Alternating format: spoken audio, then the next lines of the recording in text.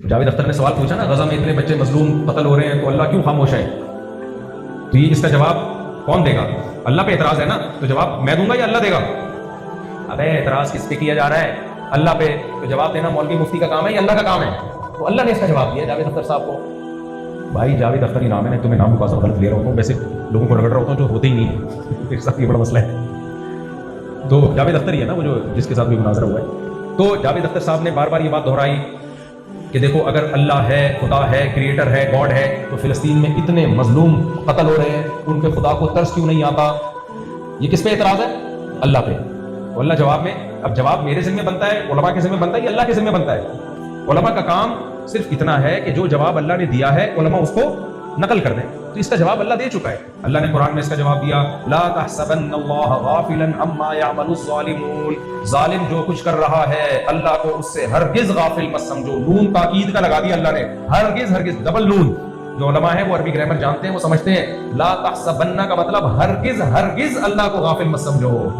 سوال پیدا ہوتا ہے اللہ تو کہہ رہا ہے مجھے ترس بھی آ رہا ہے مظلوم پہ، ظالم پہ غصہ بھی آ رہا ہے، اللہ ہرگز غافل نہیں ہے، تو پھر سزا کیوں نہیں دے رہا؟ اس کا بھی اللہ نے جواب دیا، انما یؤخرهم لیوم تشخص فیہ الابصار. میرا ایک قاعدہ ہے، دنیا میں ظلم بھی چلے گا، انصاف بھی چلے گا، رحمت بھی چلے گی اور غضب بھی چلے گا. یہ دنیا میں سب کچھ ہوگا. ناحق انسانوں کا قتل بھی ہوگا اور انسانوں کی زندگیاں بچانے والے بھی پیدا ہوں گے، ماں باپ کو ستانے والے بھی ہوں گے، ماں باپ کو خوشیاں دینے والے بھی ہوں گے، اور لوگوں سے لوٹ کھسوٹ کر کے بال کھانے والے بھی ہوں گے، اور لوگوں پہ خرچ کرنے والے بھی ہوں گے، اور راتوں کو فلمیں ڈرامے دیکھنے والے بھی ہوں گے، خدا کے سامنے اٹھ کے سجدہ ریز ہونے والے بھی ہوں گے، اور یتیم کا مال کھانے والے بھی ہوں گے، اور یتیموں کی کفالت کرنے والے بھی ہوں گے، زنا کرنے والے بھی ہوں گے، نکاح کرنے والے بھی ہوں گے، رشتے جوڑنے والے بھی ہوں گے، رشتے توڑنے والے بھی ہوں گے، اور حرام کھانے والے بھی ہوں گے، حلال کھانے والے بھی ہوں گے. یہ سب سوسائٹی میں قیامت تک رہیں گے.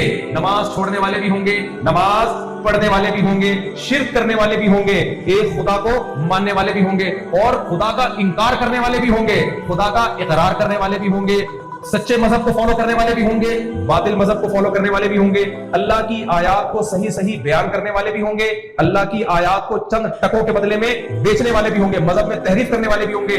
مارکیٹ میں اچھائیوں کی جتنی قسمیں ہیں وہ بھی ہر وقت اویلیبل ہوں گی، اور برائیوں کی جتنی قسمیں ہیں وہ بھی ہر وقت اویلیبل ہوں گی. اسی طرح دنیا چلے گی. اب تمہیں جب یہ اشکال ہوگا کہ برائی کو خدا نے برداشت کیوں کیا ہوا ہے، کیا خدا سے غیرت ختم ہو گئی ہے؟ نہ نہ نہ، اللہ اپنے نبی کی زبان سے کہلوائے گا کہ میں سب سے زیادہ غیرت والا اور اللہ مجھ سے بھی زیادہ غیرت والا. جب زمین پہ کوئی برائی ہوتی ہے تو مجھے اور آپ کو اتنی غیرت نہیں آتی جتنی اللہ کو آتی ہے، مجھے اور آپ کو اتنا غصہ نہیں آتا جتنا اللہ کو آتا ہے. تو پھر اللہ انتقام کیوں نہیں لیتا؟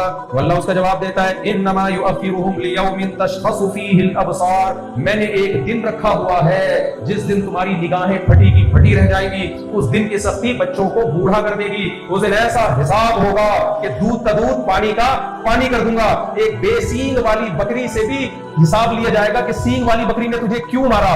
اتنا سخت حساب کتاب ہوگا کہ تم پکار اٹھو گے کہ اللہ سے زیادہ کوئی حساب لینے والا نہیں ہے. مالی ھذا الکتاب، قرآن کے الفاظ ہیں، میرے کوئی الفاظ نہیں ہے، کہ جس ظالم کا حساب لیا جائے گا نا وہ کہے گا مالی ھذا الکتاب لا یغادر صغیرۃ ولا کبیرۃ الا احصاها. او بھائی ایسا حساب و کتاب تو میرے ذہن میں تصور، دنیا میں تو اس کی مثال نہیں ملتی کہ میری زندگی میں جو نیکی میں نے ایک بھی نیکی اگر چھپ کے کی ہو وہ بھی آج میرے سامنے آ گئی. کوئی نیکی میں نے غار میں اندھیرے میں، کوئی برائی میں نے چھپ کے کی ہو وہ بھی آج میرے سامنے آ گئی. لا یظلم ربک احدا، اللہ کہتے ہیں تیرا رب کسی کے ساتھ ظلم نہیں کرے گا، نہ ہونے دے گا.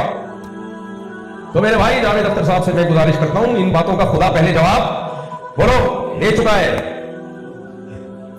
جس خدا پہ آپ اعتراض کر رہے ہو نا، جتنے بھی ملحد لوگ ہیں، اس کا جواب میں اور آپ نہیں دیں گے. جس پہ اعتراض ہے جواب کون دے گا؟ وہ جواب خدا جواب دے چکا ہے اس کا. آپ بات کر رہے ہو غزہ کے مظلوموں کے بچوں کی،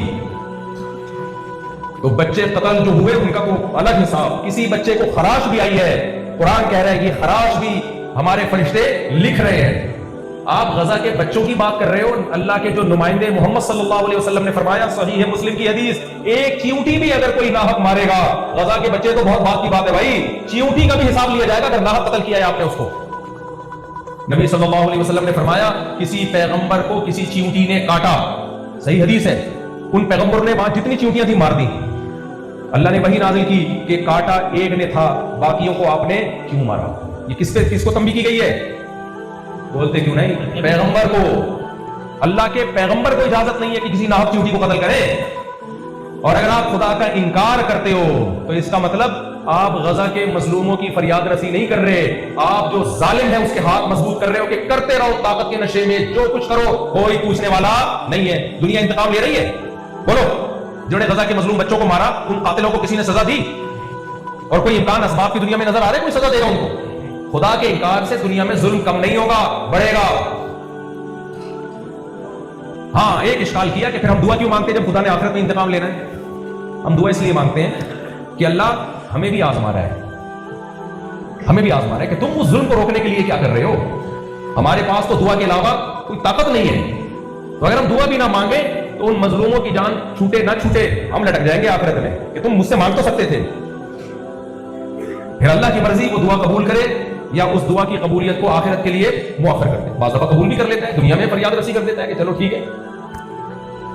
تو میں یہ عرض کر رہا تھا بھائی, اللہ کے بارے میں کون بتائے گا؟ اللہ بتائے گا.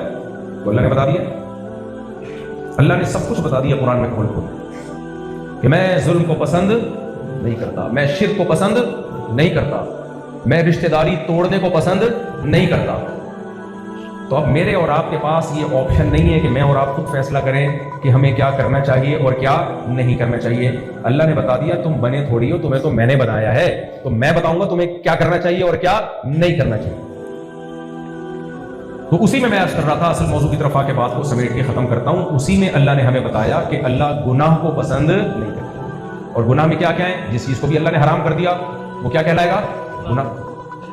سمجھ لو, نماز چھوڑنا گناہ ہے یا نہیں ہے؟ داڑھی کٹانا, ماں باپ کو ستانا, بد نظری کرنا, بولتے کیوں نہیں گناہ. رشتہ توڑنا گناہ. سٹے لگانا. میں سوچ رہا ہوں نا کون کون سے گناہ مارکیٹ میں چل رہے ہیں, مارکیٹ میں چل کون کون سے گناہ ہیں. نشہ, سب سے بڑا گناہ تو نمازیں چھوڑنا ہو رہا ہے. مسجد فجر میں خالی, کتنے لوگ رہتے ہیں علاقے میں, جب اللہ کی طرف سے حی علی الصلاۃ کی ندا آتی ہے تو کتنے آتے ہیں. یہ علاقے کا ایسا آ جائے کہ آ جاؤ تو دیکھو سارے بھاگے میں چلے جائیں گے. اللہ بار بار بلا رہا ہے, بلا رہا ہے, بلا رہا ہے. ہم پتہ ہے کیا شیطان ہمیں یہ غلط میں ڈالتا ہے. شیطان کہتا ہے یار نہیں پڑھی تو کیا ہو گیا, وہی اسی کا تو اللہ جواب دے رہا ہے کہ نہیں پڑھی تو ابھی کچھ نہیں ہو رہا, کیونکہ میں نے مؤخر کیا ہے سزا کو. ابھی تو ان کو نہیں ہو رہا جو غزہ میں بچوں کو قتل کر رہے ہیں, تو بے نمازی کو کیا ہوگا؟ ابھی کچھ نہیں ہوگا, ابھی تو صرف نوٹ ہوگا کہ کون کیا کر رہا ہے. جب محلے سے انٹی گزرتی ہے کون نظر جھکاتا ہے کون اٹھاتا ہے, ابھی تو صرف کیا ہوگا؟ نوٹ ہوگا ڈائری میں. یہ نہیں ہوگا کہ انٹی گزری آپ نے دیکھا چماٹ آیا ہے ابھی پڑاخ کر کے. اگر ایسے چماٹے آنا شروع ہو جاتے ہم سب شریف شرفا ہوتے. کیا خیال ہے؟ فرشتے ہماری نیکیوں پہ رش کرتے, بلکہ نہیں کرتے رش, پھر کہتے ہیں اس لیے نیکی کر رہا ہے کہ اس کو پتہ نہیں کرو گے تو کیا آئے گا؟ چماٹ آئے گا. چماٹے تھوڑی آئیں گے. ابھی فوج فلم میں دیکھو کوئی چماٹ نہیں آئے. ابھی بدنظری کرو, لڑکیوں سے دوستیاں لگاؤ, کہیں سے چماٹے بولو نہیں آئے, کچھ بھی نہیں ہوگا. فرعون کو کچھ ہوا تھا بھائی؟ فرعون نے بنی اسرائیل کے ہزاروں بچے قتل کر دیے, کیا ہوا؟ کچھ بھی نہیں ہوتا اس کو.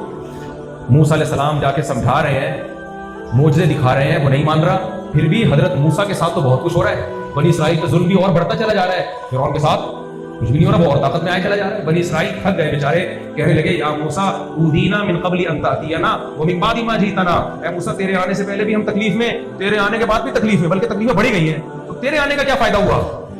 میں سمجھا پا رہا ہوں اپنی بات. تو آپ کے آنے سے آپ تو نجات دہندہ بن کے آئے تھے, یہ تو نجات دہندہ کیا, نجات تو مل نہیں رہی ہمیں.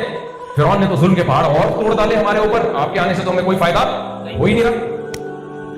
اتنا بڑا ظالم تو کوئی نقصان نہیں ہو رہا تھا. اور آپ کہتے ہو کہ ہم نے ادھر فوج فلمیں دیکھ لی, ہم نے انٹیوں کو دیکھ لیا, ہم نے لڑکیوں سے جمشید کے نام سے جمشیدہ کا نمبر رکھا ہوا ہے, محمود کے نام سے محمودہ کا نمبر رکھا ہوا ہے, وحید کے نام سے وحیدہ کا نمبر سیو کر کے الو بنا رہے ہو, بیوی کو الو بنا رہے ہو, ماں باپ کو الو بنا رہے ہو, اپنے آپ کو الو بنا رہے ہو. کچھ بھی نہیں ہو رہا بھائی, ابھی کچھ بھی نہیں ہو رہا. اس سے بڑے بڑے ظالم دنیا میں آئے ہیں, ان کو کچھ نہیں ہوا, آپ کو کیا ہوگا؟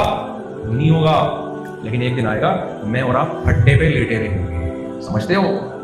آج گدوں پہ سو رہے ہو, ہمیشہ گدوں پہ. بولو تمہارے دادا قبر میں ہیں یا نہیں ہے؟ جن کے دادا حیات ہیں اللہ ان کو اور لمبی زندگی دے, لیکن موت سے چلے بھی گئے. تو آپ کا کیا خیال ہے؟ آپ قیامت کا اعلان کر کے جاؤ گے؟ ہے بھائی, آج سے 100 سال پہلے جتنے لوگ زندہ تھے آج وہ کہاں ہیں؟ ایک تو چپ بیٹھتے ہو نا, غصہ آتا ہے. ابھی تو زندہ ہونا, ابھی تھوڑی مرے ہو. جو 100 سال پہلے لوگ تھے وہ ہیں یا تھے؟ 100 سال کے بعد میرے اور آپ میں سے کوئی زندہ ہوگا؟ کہاں ہوں گے؟ سارے لیٹے ہوئے ہوں گے. پھر ہم موبائل پہ ٹک ٹاک پہ لڑکیاں دیکھیں گے وہاں کور میں ٹائم پاس کرنے کے لیے. ہے بھائی کیا خیال ہے؟ جمشیدہ کا فون آئے گا، وحیدہ یاد کرے گی، حالانکہ مرے بھی اس کی عشق میں خودکشی کر کے، پھر بھی نہیں یاد کرے. نسیم منسیہ ختم قصہ. 3-4 دن رشتہ دار روئیں گے، ہائے ہائے مرو. آپ کی بیگم کہے گی منع کے ابا بہت اچھے تھے. ہمارے گھر والے کہیں گے منیز کے ابا، منیز. سمجھ رہے؟ تو کتنے لوگ سگریٹ پیتے ہیں، سارا پیسہ سگریٹ میں چھوڑ دیتے ہیں. تو ایک عورت کے شوہر کا انتقال ہوا، شوہر نے کم وقت نے ساری جائیدادیں چرس اور ہیروئن اور سگریٹ میں لگا دی نا، کچھ بھی نہیں وراثت چھوڑی. تو جب وہ مرا تو لوگوں نے پوچھا بہن تمہارے میاں کیا چھوڑ کے گئے؟ کہتے صرف دھواں چھوڑ کے گئے ہیں. صرف کیا چھوڑ کے گئے؟ دھواں، اور کچھ بھی نہیں چھوڑا پڑا. تو تھوڑے دنوں میں سب بھول بھلیاں، قبلہ حکیم ابو ذر صاحب، مفتی طارق مسعود صاحب، حضرت فلاں صاحب، قصہ ختم. لیکن اصل میں قصہ ختم نہیں ہوگا. قصہ وہاں سے کیا ہوگا؟ شروع ہوگا. سمجھ رہے ہو کہ نہیں سمجھ رہے؟ قصہ کیا ہوگا؟ شروع ہوگا. فرعون کا قصہ مرنے کے بعد شروع ہوا ہے، بلکہ حدیث سے پتہ چلتا ہے کہ موت جب سکرات موت طاری ہوتے ہیں نا تو وہیں سے قصہ شروع ہو جاتا ہے. تو فرعون نے بھی بڑے بڑے ظلم کیے تھے. بنی اسرائیل کے سینکڑوں ہزاروں بچوں کو قتل کر دیا، ماؤں کی چھاتیوں سے لخت جگر کو چھینا، انہیں کے سامنے ذبح ہوتے تھے بچے. کیا چیخیں نکلتی ہوں گی ماؤں کی. اس وقت بھی ملحد لوگ، ملحد تھا فرعون، وہ یہی کہتا تھا کہ اے موسیٰ تو لا ذرا سیڑھیاں میں چڑھ کے دیکھوں خدا کو کہاں ہے، بھائی ہمیں تو نظر نہیں آ رہا. فرعون بھی اس پاگل پنے میں آ گیا تھا. وہ سمجھتا کچھ بھی نہیں ہے، کوئی ظلم اتنا کر رہا ہوں تو کوئی پوچھنے والا نہیں ہے، تو میں ہی خدا ہوں. حضرت موسیٰ بار بار کہتے تھے بھائی جس نے تجھے بنایا، تیرے باپ دادوں کو بنایا، جو آسمان سے بارشیں برساتا ہے، ٹھیک ہے ہر چیز کی لاجک ہے، لیکن اس لاجک کی لڑی میں پرونے والا کون ہے؟ ایکسیلریٹر پہ ہم پاؤں رکھتے ہیں تو گاڑی چلتی ہے. تو یہ سسٹم ڈالا کس نے؟ کسی میکینک نے ڈالا، کسی سائنٹسٹ نے ڈالا، خود بخود تھوڑی ڈل گیا سسٹم. تو اتنا خوبصورت نظام جو اس کائنات کا ہے یہ ہے اور لاجک کے تحت ہو رہا ہے، لیکن اس لاجک کو بنایا کس نے؟ یہ خود بخود تھوڑی بن گئی ہے. آنکھ دیکھتی ہے، اس کی کوئی سائنٹیفک لاجک ہے، کوئی پروسیس ہوتا ہے آنکھ میں، مگر آنکھ میں وہ سافٹ ویئر ڈالے گئے ہیں، خود بخود نہیں ڈلے ہیں. وہ کب آنکھ میں دیکھنے کی صلاحیت پیدا ہوئی ہے؟